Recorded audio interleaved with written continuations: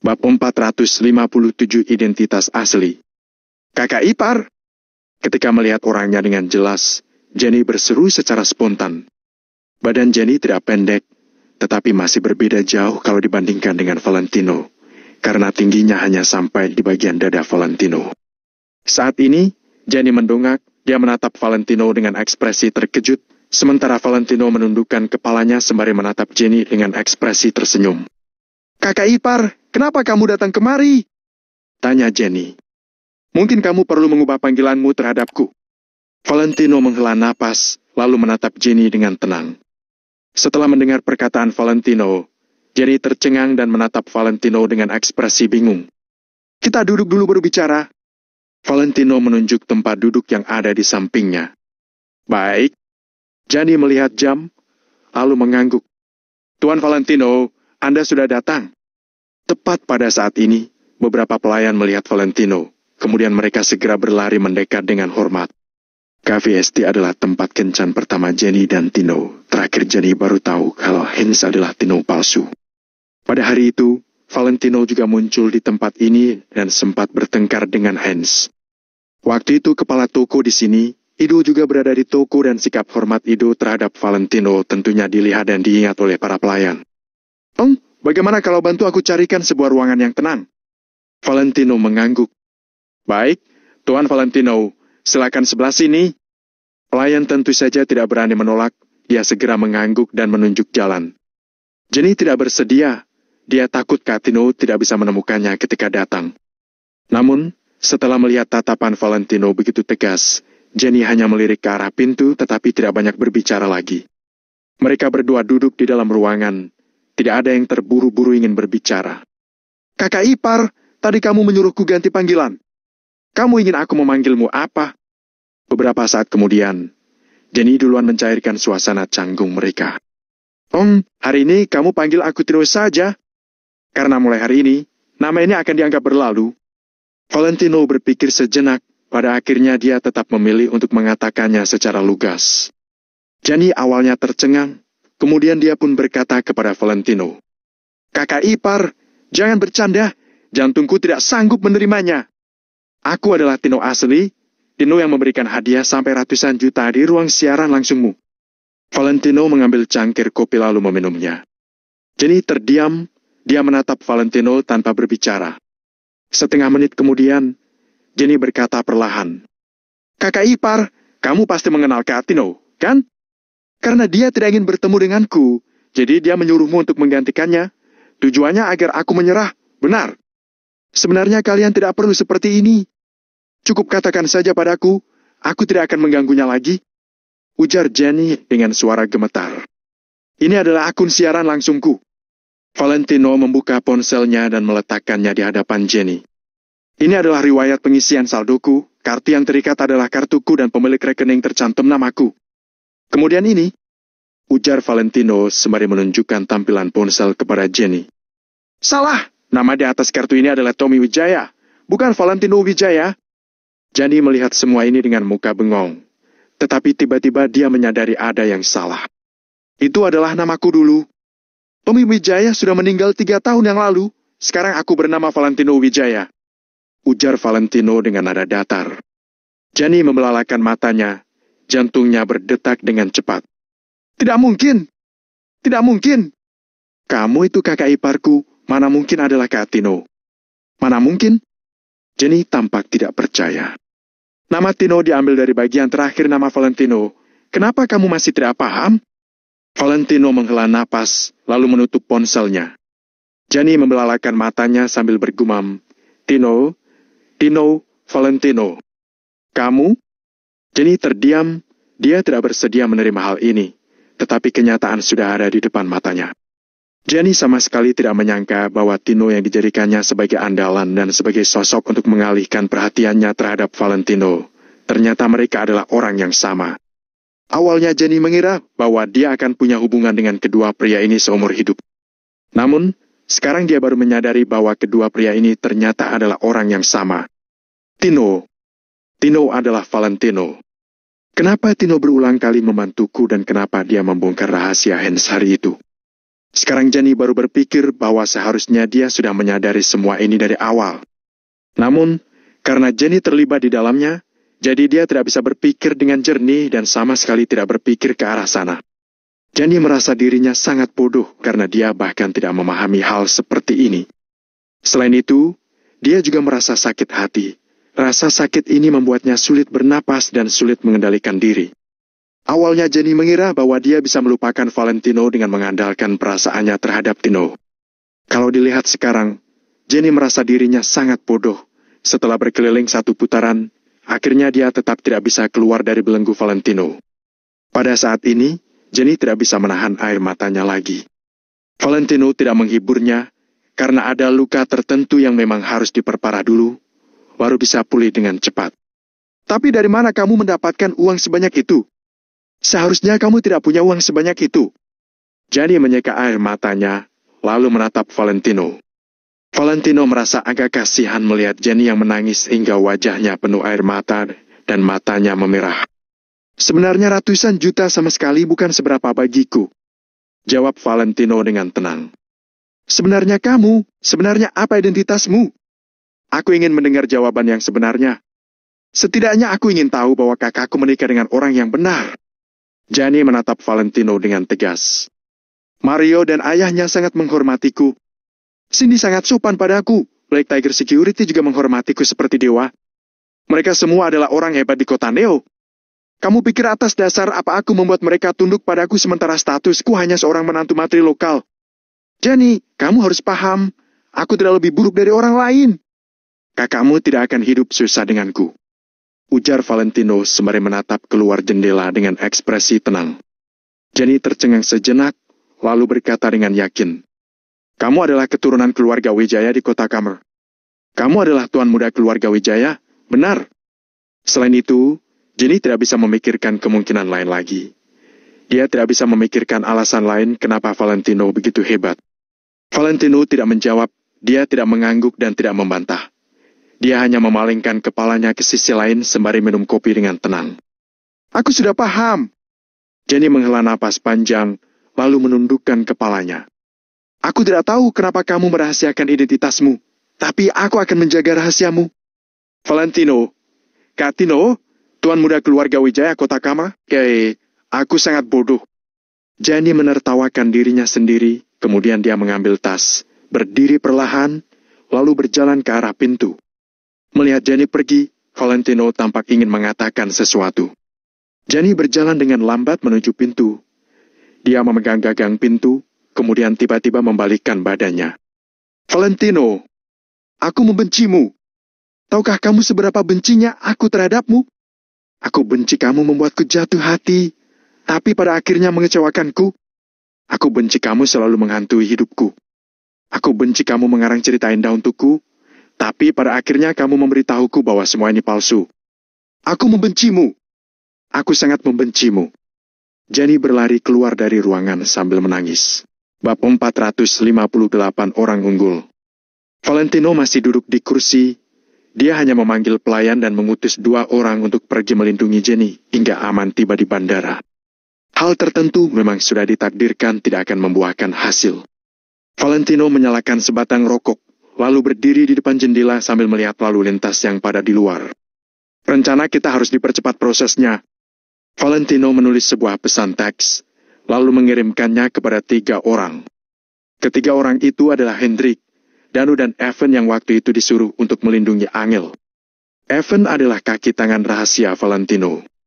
Perusahaan kecil di bawah nama Evan lah yang diam-diam mengakuisisi grup Kingston dan perusahaan grup Ika. Mereka bertiga langsung membalas dengan singkat. Semuanya sudah siap, hanya tinggal menunggu kesempatan. Rencana meteor sudah menyebar di seluruh kota Neo. Sisa masalah lainnya bisa diselesaikan dengan cepat. Hendrik sudah melaksanakan perintah dari Valentino. Dia sudah menguburkan beberapa paku di Maple Rain Red Lestat dan zona pengembangan kota Artria. Posisi beberapa paku ini sangat penting dan tersembunyi, bahkan Marco juga tidak akan mencurigainya. Sementara Evan juga sudah menggabungkan semua perusahaan yang telah diakuisisi belakangan ini hingga sepenuhnya menjadi kekuatan Valentino. Semuanya sudah disiapkan. Sekarang hanya menunggu perintah Valentino. maka mereka sudah bisa mengumumkan kehebatan rencana meteor ke seluruh kota Neo. Semuanya sudah siap, tinggal menunggu kesempatan dan kesempatan ini perlu diaktifkan oleh Valentino. Namun, apa yang dimaksud dengan kesempatan ini? Tentu saja adalah kekuatan besar di kota Neo. Danu dan Evan adalah suruhan rahasia. Tentunya mereka tidak boleh membeberkan identitas mereka dan tidak boleh terlalu banyak berinteraksi dengan kekuatan-kekuatan besar ini.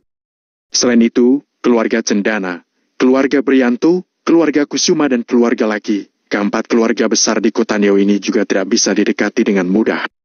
Jadi, kekuatan yang tampak ini harus digabungkan oleh Valentino. Penggabungannya juga harus cepat, tidak boleh bertele-tele.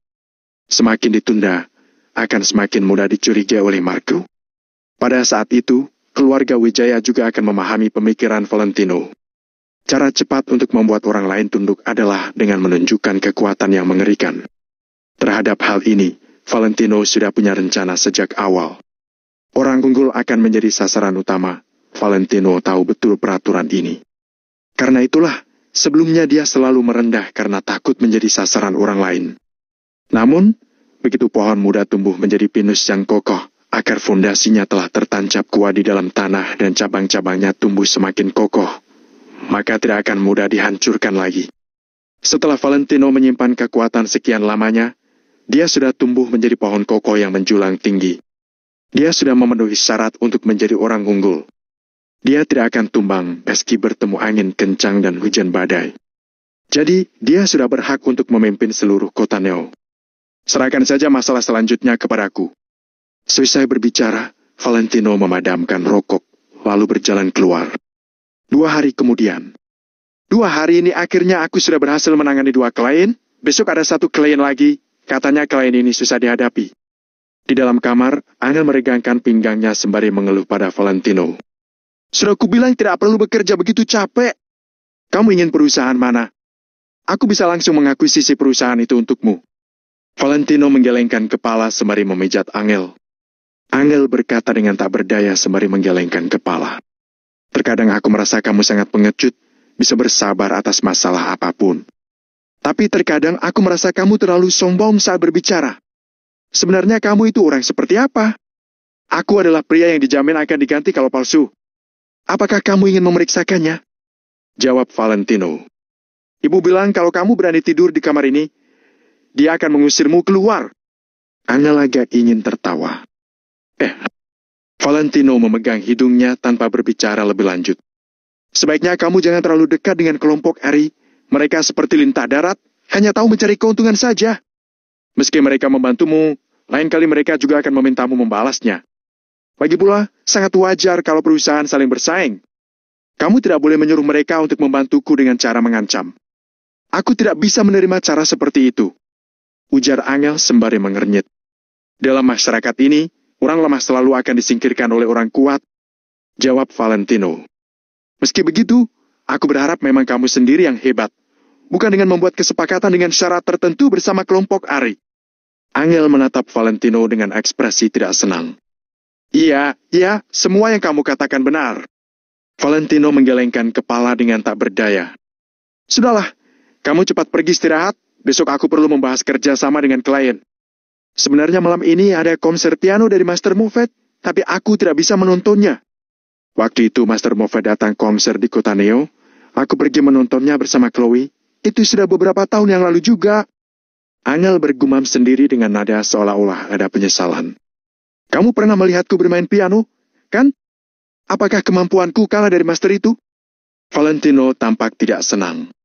Aduh, kamu masih termasuk amatir. Master Moffat merupakan tokoh kelas atas dalam dunia piano. Tahukah kamu kalau stadion kota Neo dapat menampung 50.000 orang dan 50.000 tiket terjual habis dalam waktu 1 hari? Aku sudah mencarinya di internet dan sama sekali tidak bisa mendapatkannya. Angel menghela napas.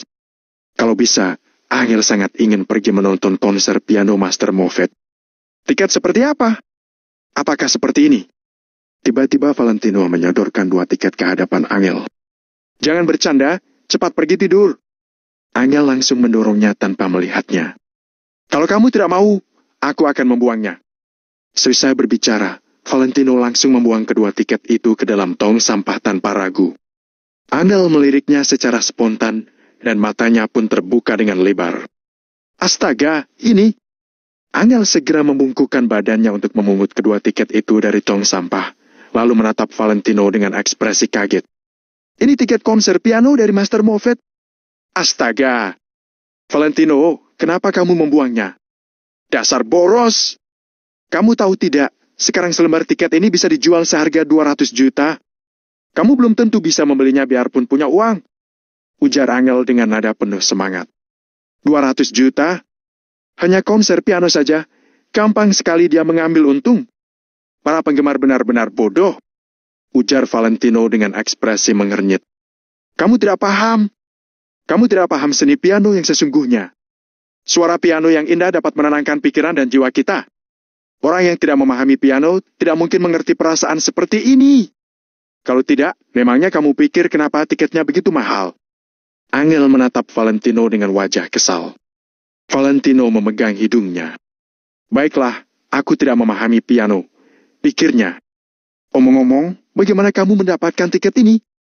Aku meminta beberapa temanku untuk membelinya, tapi tidak dapat. Tanya Angel dengan heran. Aku tahu kamu suka piano, jadi aku menyuruh temanku membeli 2 tiket. Kalau kamu suka, aku akan membawamu pergi menontonnya. Jawab Valentino dengan pelan. Baik, kita pergi nonton sekarang. Angel melihat jam, masih ada waktu 1 jam sebelum konser dimulai jam 8. Mereka punya waktu yang cukup untuk pergi ke lokasi. Kamu tidak merasa lelah lagi? Tanya Valentino sembari menggelengkan kepala. Bab 459 konser piano. Tidak lelah lagi. Setelah menonton konser piano, aku pasti menjadi lebih bersemangat. Jawab Angel dengan serius. Valentino tidak bisa memahami orang yang tergila-gila terhadap sesuatu seperti Angel. Valentino membawa Angel datang ke Stadion Cotaneo. Ketika mereka tiba, di sini sudah berkumpul banyak orang. Master piano internasional, Moffat memang sehebat yang dikabarkan. Sekarang, di sekitar stadion tidak hanya ada 50.000 orang, tampaknya ada sekitar 80.000 atau bahkan lebih dari 100.000 orang. Ada banyak orang yang tidak mendapat tiket, tetapi mereka masih tetap berada di luar untuk mendengar pertunjukan piano Master Moffat, karena bagi mereka itu sudah sangat memuaskan. Penonton yang punya tiket sedang berbaris di depan gerbang, dan ada staf khusus yang bertugas memeriksa tiket. Ketika Valentino membawa Angel berbaris menunggu giliran, orang-orang di sekitar mereka melihat mereka dengan ekspresi kagum. Lihatlah, Master Moffat mempunyai daya pesona yang besar, ujar Angel. Mungkin ke depannya aku bisa ganti profesi menjadi pemain piano. Balas Valentino dengan nada bercanda sembari memegang hidungnya. Kalau begitu, aku jamin kamu hanya punya aku seorang sebagai penonton. Angel mengerucutkan bibirnya. Memilikimu seorang sudah lebih dari cukup. Karena kamu adalah seluruh dunia. Seluruh dunia pun menjadi penontonku. Apakah mungkin aku merasa tidak senang? Valentino tertawa terbahak-bahak. Angel memalingkan pandangannya, lalu lanjut berbaris dengan tertib. Ketika berjalan memasuki stadion, mereka kaget melihat kondisi heboh di dalamnya. Seluruh stadion dipadati orang, kondisi seperti ini sudah cukup untuk menunjukkan popularitas Master Moffat yang sangat tinggi. Terakhir kali aku menonton konser Master Moffat, penontonnya masih belum sebanyak ini. Beberapa tahun ini popularitasnya meningkat lagi, ujar Angel dengan bangga. Ayo kita duduk dulu. Valentino mengangguk. Wah, Angel, kamu lagi? Belakangan ini kamu sangat pintar menikmati hidup, ya. Pada saat ini, tiba-tiba terdengar suara ejekan. Valentino mengernyit, meski tidak menoleh. Dia tahu ini adalah suara Chloe. Musuh selalu bisa bertemu di mana-mana, tetapi ini sudah sangat keterlaluan. Chloe selalu muncul di mana-mana. Malam ini, Chloe berdandan dengan semakin memesona. Pakaiannya membuatnya tampak semakin anggun. Di sampingnya ada Frederick yang sedang tersenyum sinis. Angel balik melirik Chloe, tetapi dia tidak membalas, melainkan langsung menarik Valentino berjalan ke depan. Aduh, Valentino bekerja sebagai pengumpul barang bekas dengan mengendarai motor roda 3, tetapi dia harus membawamu pergi tinggal di hotel dan datang menonton konser. Apakah kamu tidak kasihan padanya? Ujar Chloe dengan nada sinis. Frederick berkata sembari tertawa. Chloe, kenapa kamu berkata seperti itu? Sebuah botol plastik setidaknya bisa dijual seharga 100 rupiah. Kalau ditabung, masih cukup untuk membeli tiketnya. 12 perusahaan telah diberi sanksi, apakah kamu tidak bisa agak merendah? Ujar Valentino kepada Frederick sembari mengernyit. Frederick tercengang, kemudian dia segera memahaminya dan berkata dengan kesal. Kamu yang melakukannya. Ternyata kamu adalah dalang di baliknya. Keuntungan sebesar apa yang kamu berikan kepada Ban? Kamu tak pernah bisa membayangkannya. Jawab Valentino sambil tertawa dan membawa Angel pergi. Sialan! Bentak Frederick sembari menatap Valentino dengan tatapan marah. Dia itu hanyalah pria yang mengandalkan istri. Biarpun dia bisa memberikan keuntungan kepada pihak Ban, tapi itu pasti adalah uang yang diambilnya dari keluarga Kusuma. Ujar Chloe sembari mencebikkan bibirnya. Selesai berbicara, Chloe juga menarik Frederick berjalan di belakang Valentino dan Angel. Aku sangat tidak paham, apakah pria yang mengandalkan istri dan tidak berguna bisa memahami seni berkelas seperti ini. Dia pikir kalau datang ke tempat seperti ini, dia sudah menjadi orang kelas atas. Chloe sengaja berbicara dengan suara keras agar didengar oleh Valentino dan Angel. Angel merasa tidak senang, tetapi dia tidak mengatakan apapun, hanya ikut Valentino berjalan ke depan. Ini tempat kita, ujar Frederick sembari menunjuk tempat duduk di sampingnya. Para penonton yang duduk di belakang menatap Frederick dan Chloe dengan ekspresi heran. Barisan ketiga. Tempat duduk mereka di barisan ketiga. Orang yang tidak punya status dan kedudukan tidak mungkin bisa duduk di barisan ini. Semakin dekat tempat duduknya ke panggung, penonton bisa melihat lebih jelas dan itu juga menandakan bahwa kedudukannya semakin tinggi. Kei, lihat dua orang bodoh itu, mereka masih berjalan ke depan. Mereka pikir tempat duduk di sini bisa sembarang diduduki. Ujar Chloe sambil tertawa. Sekarang Chloe dan Frederick berdiri di barisan ketiga. Tetapi Valentino dan Angel masih berjalan ke depan. Apakah mereka ingin duduk di barisan kedua? Namun, tebakan Chloe salah. Valentino menggandeng tangan Angel sampai di barisan pertama, baru akhirnya berhenti.